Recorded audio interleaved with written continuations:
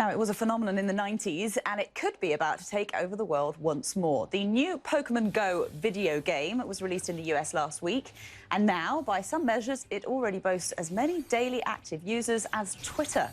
Well, the runaway success sent publisher Nintendo stock climbing 25% on Monday and has added almost $8 billion to its market value. That's just in 2 days. Well, the mobile game lets players track down virtual Pokemon in their real-life surroundings. We have Alex Wood, editor-in-chief at the Memo, here to explain more. For those of us who aren't completely up to scratch with our gaming, tell us what it all means. So it is very much a real-life version of Pokemon. If you remember back in the 90s, this game where you had to go and hunt the monsters and catch them, well, it's come to life through your smartphone. So you're walking through the streets and you have to hold your phone up and actually look at as if it's a Google map, so, you know, when we're navigating in the streets, except that's the actual game, and it's in sync with all the streets, all the roads that you're walking through, and you're actually searching the real world to find these monsters.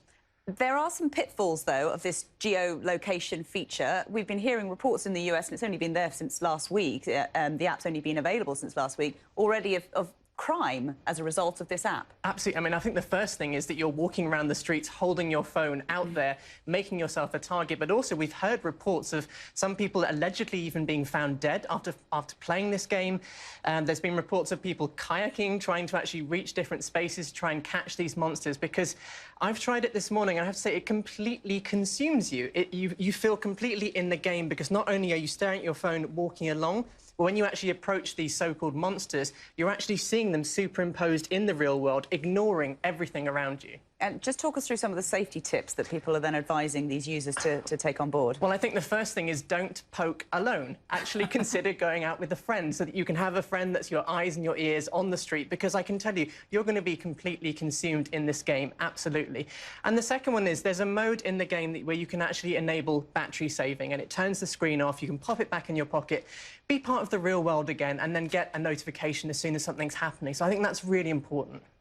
It's going to be launching in Japan very soon, possibly this week, I think. Yes. Are the users, rather the owners, going to be tweaking it slightly, given the fact that it's done phenomenally well so far, but it does also have this downside? Now, they say there are safety warnings in there, and every single time you start the game, you are told to be aware of your surroundings. But I think actually there's maybe an interesting opportunity here, because what it's using is something called augmented reality, the idea of having things superimposed onto the real world.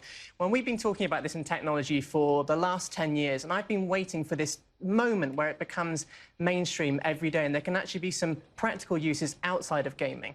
And we, of course, a Moneyview programme, and we're looking at Nintendo in particular. I mentioned that in the introduction to you, that 25% that it's gone up. Yes. I mean, this is huge for Nintendo, isn't it? Can it maintain that, or is that something that's likely to fall off over the course of the coming weeks? Well, interestingly, there's been some reports, now they're not confirmed, that they may be making up to $1.5 million a day in revenue from this game. It's free to download, but if you want to get extra Pokemon balls to be able to catch them, you can pay some money, and people are taking this up in a big way. So I think this could be the turning point for Nintendo.